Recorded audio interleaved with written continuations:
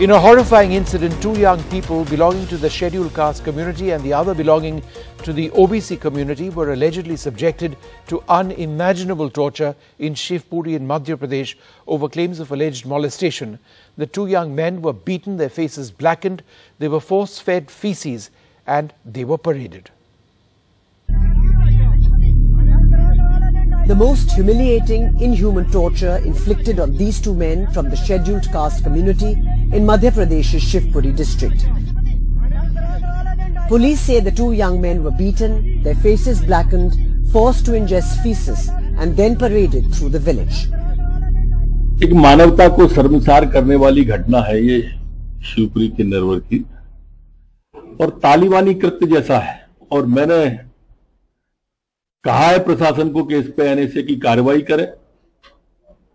इन लोगों पर अगर अतिक्रमण है इनके तो अतिक्रमण पर भी बुलडोजर की कार्रवाई तत्काल करे। The police have charged 7 members of a minority family with the assault and have already picked up 6 of them, including 2 women. Police say that though the two were tortured on allegations of sexual assault, they have found these allegations to be false. छेड़छाड़ की बात जो है की बात media में आई है उस लोगों जो आई है बट वो उसकी कोई प्रूफ नहीं है। Already a political blame game has started. इस कृत्य को दबाने के लिए कांग्रेस के लोगों के द्वारा प्रशासन को फोन किए गए। मेहरबानी करके यदि आपके पास नाम है तो सार्वजनिक कीजिए। उस पर एफआईआर अभी तक क्यों नहीं की कांग्रेस के लीडर पर?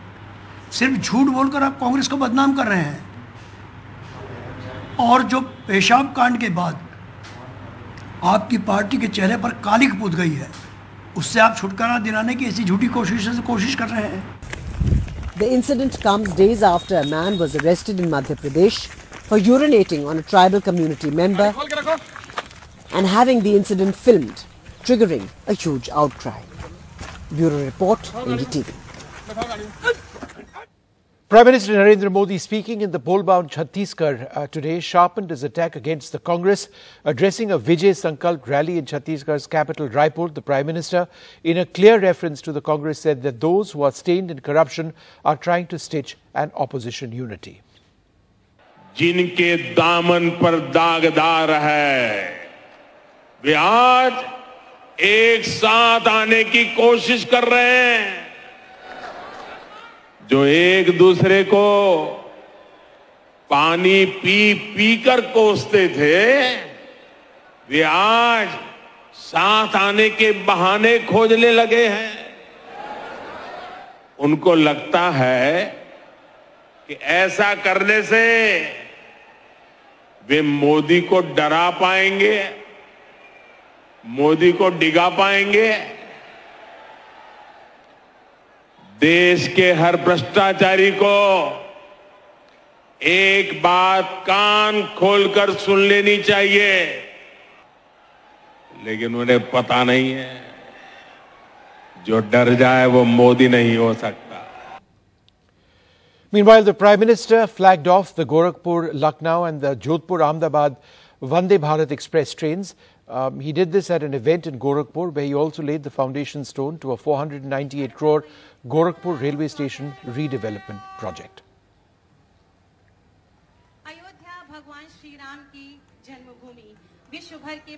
In addition to flagging off the new Vande Bharat train, the Prime Minister also attended a ceremony of the Gita Press centenary celebrations. He said the publisher was guiding humanity through its work and that it was not less than any temple.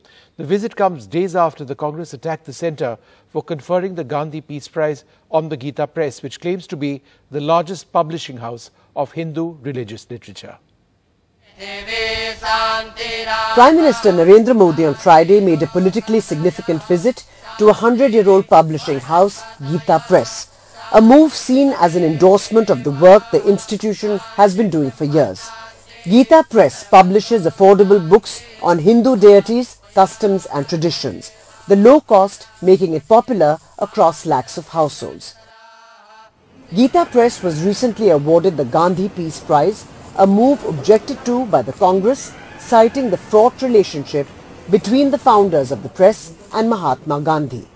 PM Modi himself heads the jury. 1923 में जब Gita press ने काम करना शुरू किया तो भारत के लिए भी उसकी चेतना और चिंतन का प्रवाह तेज हो गया. The Prime Minister specifically lauded the founders of Gita Press for keeping faith alive, helping in nation building and guiding the country on the path set by saints. The Congress has said awarding Gita Press the Gandhi Peace Prize was akin to awarding Veer Savarkar or Nathuram Godse as the press ran a campaign against Gandhi. But the PM addressed these allegations too, saying Gandhi had an emotive relationship with Gita Press. Gandhi ji कल्याण पत्रिका के माध्यम से Gita press के लिए लिखा करते थे. Established in 1922 in a rented room by Jaydal Goenka and Hanuman Prasad Podar, Gita Press aimed at taking the Gita, Ramayana and other Hindu scriptures to Hindu masses, often engaging with leaders of the freedom movement, including Mahatma Gandhi. Senior Congress leader Jairam Ramesh had slammed the centre for honouring the institution when the prize was announced. The BJP, though, had vehemently defended it even then. The PM's visit to Gita Press, an institution central to the Sangh Parivar's ideology, is significant and an endorsement of BJP's core thinking. He also spoke about stolen idols being brought back to India and the Ram temple being built, making it clear that for him, ideology and governance go hand in hand. Bureau Report, NDTV. Rahul Gandhi will remain disqualified as a Lok Sabha MP after a Gujarat High Court today rejected his request to put on hold his conviction in a defamation case over his 2019 Modi surname remark. The conviction is just, proper and legal is what the High Court has said. Protests by Congress workers in Delhi, Jaipur, Ahmedabad, Patna and Chennai as the Gujarat High Court verdict was announced. A setback to Rahul Gandhi, who now continues to be disqualified as a Member of Parliament. The court refused to stay his conviction in a defamation case, keeping on hold his hopes of returning to Parliament and contesting the next general elections. The court said the stay on conviction is not a rule, no reasonable ground to stay conviction. Conviction is just, proper and legal. There are 10 pending cases against Rahul Gandhi.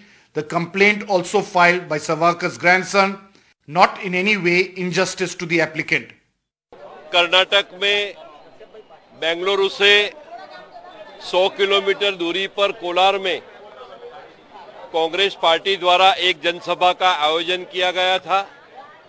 उस जनसभा में श्रीमान राहुल गांधी ने सभी चोरों का उपनाम मोदी क्यों, ऐसी कई अपमानजनक बात हमारे समाज में की थी. A, this point was not argued except a cutting across the bar on the last day. B, Rahul Gandhi is an accused in that. C, this complaint of Veer Savarkar issue was filed 1 month after the present complaint.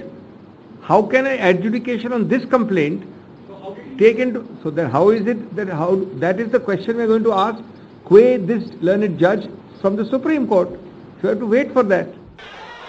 The appeal in the Supreme Court will be the last chance for Rahul Gandhi, as it will effectively mean he stands disqualified for 8 years from the date of conviction, which actually means he will not be able to contest for 2 general elections. The Congress, realizing this, immediately took to the streets to politically attack the BJP and the Narendra Modi government. The BJP welcomed the court's refusal to stay the conviction, saying Rahul Gandhi has made a habit of making false remarks. The High Court in 125-page judgment has found he had 10 cases pending against him. He is a habitual offender of insulting people, of abusing people. Even Veer Savarkar he abused. His grandson has already filed a case. So if Rahul Gandhi has got the license to abuse anyone, then court will take its course.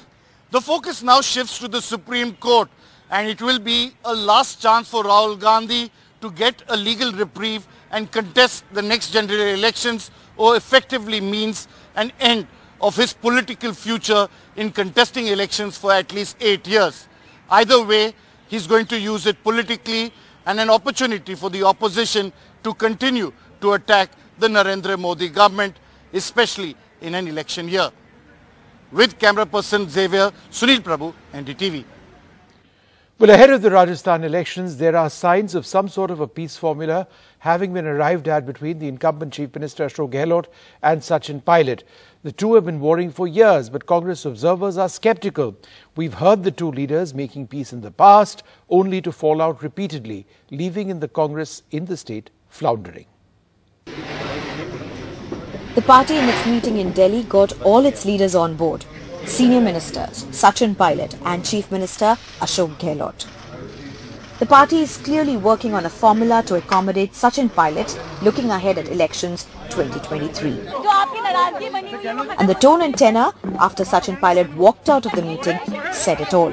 आने वाले समय में जो भी खड़गे जी, राहुल जी, हमारे AICC जो निर्णय लेगी, जो रोल मुझे अदा करना होगा, उस पर जो भी हमारी पार्टी निर्देश करेगी, उस पर हम काम करेंगे.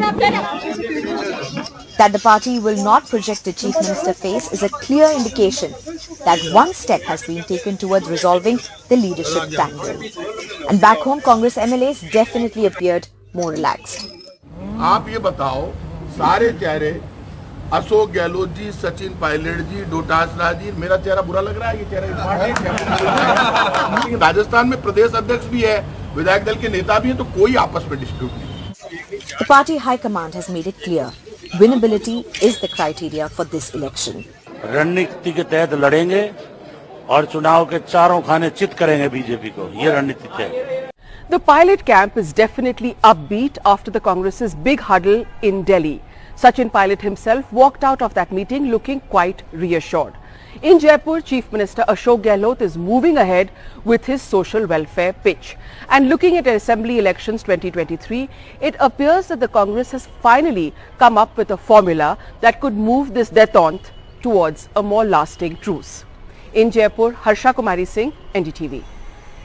Presenting his record 14th budget in the Legislative Assembly, the Karnataka Chief Minister, Mr. Siddaramaiah, has announced that 52,000 crores will be spent every year to fulfill the Congress Party's 5 key election guarantees. That's set to benefit an estimated 1.3 crore families. The 2023-2024 budget, with an outlay of over 3.27 lakh crores, includes plans to provide additional financial assistance of between 4,000 to 5,000 rupees per month to each household as part of these promises. Chief Minister Siddaramaiah presenting what was personally his 14th state budget. The first one he had presented was way back in 1994. The focus this time though was to cater to the optics of a welfare budget and finding funds for the much hyped 5 welfare guarantees announced by the Congress government. 52,000 crore is the estimated cost of the 5 schemes. The state will deposit 170 rupees per family in lieu of 5 kgs of rice at a cost of 10,000 crore. Free power alone will cost close to 14,000 crore. Increase in excise duty on alcohol and tax on motor vehicles is going to be a source of revenue. Departments have been asked to improve revenue collection. Property guideline values will also increase, resulting in more revenue through stamp duty. As expected, the budget speech was punctuated with attacks on the earlier BJP government and the central government. There was also a marked emphasis on backward classes and minorities, which has been the Congress's electoral focus. 76 programs of the manifesto that we are given to this year before the election. 76 programs are also. This is a retrograde budget and it doesn't have any new orientation or a new direction, and this will bring the state into financial mess. Politics aside, allocations of close to 1,000 crores were also made for Bengaluru's roads. A tech innovation park and a startup incubation center as well were part of the announcements. Economically, the increased borrowings in this deficit budget will be a cause for concern. But politically, this will go down in Karnataka's history as one of the first budgets presented without a leader of opposition in the House. The Bharatiya Janata Party is yet to decide on who will lead it in the Vidhan Sabha, and that's a sticky political decision to make. Economically, though, this is a deficit budget, and the focus is on keeping the state finances healthy. Veera Raghav's report from Bengaluru for NDTV. The CBI has arrested 3 individuals in Odisha's Balasore train accident case. Arun Kumar Mahanta, Mohammad Amir Khan and Pappu Kumar. All 3 are railway employees. The charges are of culpable homicide not amounting to murder. Destruction of evidence. A recent report by the Commissioner Railway Safety pointed out human errors as the cause behind the devastating Balasore train accident. Threads, the new social media offering from Meta, may just represent an existential threat for Twitter. There have been a whopping 30 million subscribers signing on in 24 hours. Now lawyers for Twitter's owner, Elon Musk, have accused Meta's Mark Zuckerberg of hiring dozens of Twitter's former employees to try and gain access to trade secrets. S. Jaishankar, Sachin Tendulkar, the Dalai Lama, and a host of movie stars from Allu Arjun, Junior NTR to Diljit Dosanjh, among the over 30 million subscribers quick to flock to Meta's Threads in less than 24 hours of Zuckerberg's big launch. Among the first political parties to jump onto the Threads bandwagon, meanwhile, was KCR's Bharatiya Rashtra Samiti, followed by the Congress in election-bound Telangana. And from Jennifer Lopez, Oprah Winfrey to Chef Gordon Ramsay, a star-studded welcome for the app from around the world.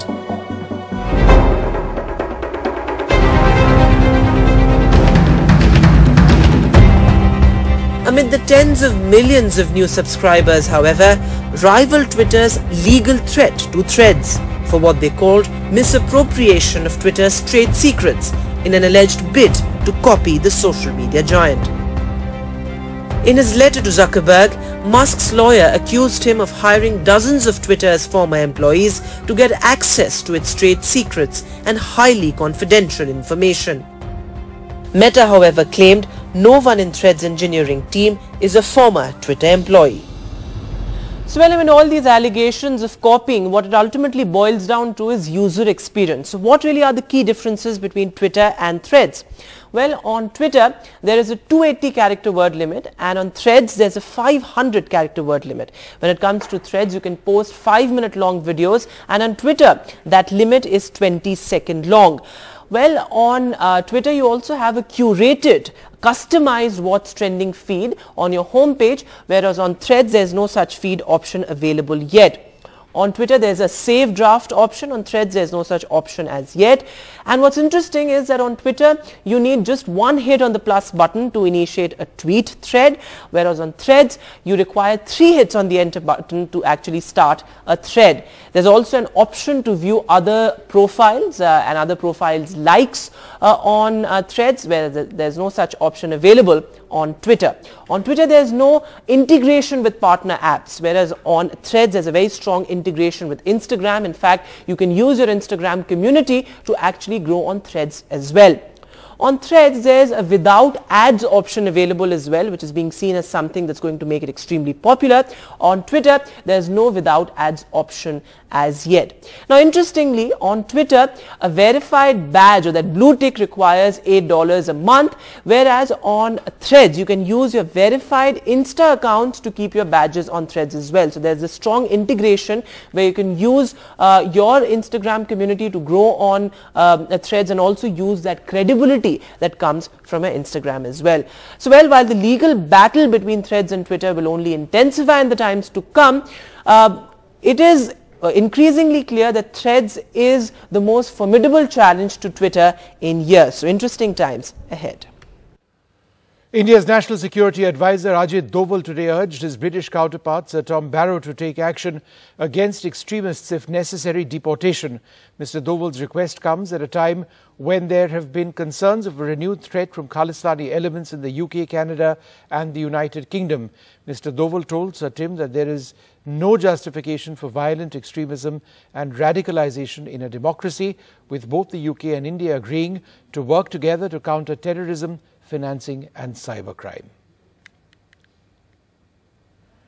Decades behind schedule, the United States is now destroying the last of its chemical weapons. The US Army says the work to destroy the arsenal is just about finished and will cost close to $42 billion. Parmeshwar Bawa has the details. At the US Army's chemical depot in Colorado, a team of robotic arms is busy disassembling some of the last of the United States' vast and ghastly stockpile of chemical weapons. We are ridding the United States of our declared chemical weapons stockpile, and it can never hurt another citizen or the community ever again. It is mission complete. This American stockpile, built up over generations, is shocking in its scale. Cluster bombs and landmines filled with nerve agent, artillery shells that could blanket whole forests with a blistering mustard fog, as well as tanks full of poison that could be loaded on jets and sprayed on targets. The weapons are destroyed via a process of, on the one hand, neutralization, whereby the munitions are drained of the agent, and then the plant also destroys the mustard munitions via what are called static detonation chambers, which heat the munitions to the full weapon to very high temperatures and destroy them via thermal destruction. They were a class of weapons deemed so inhumane that their use was condemned after World War I. But even so, the United States and other powers continue to develop and hoard them. Some held deadlier versions of the chlorine and mustard agents made infamous in the trenches of the Western Front. Destroying them will close a important chapter in military history, but one that we're very much looking forward to closing. But destroying them has not been easy. They were built to be fired, not disassembled. The combination of explosives and poison makes them exceptionally dangerous to handle. US defense officials had once projected that this job could be done in a few years at a cost of about $1.4 billion. It is now wrapping up decades behind schedule at a cost close to $42 billion, 2,900% over budget. Parmeshwar Bava for NDTV.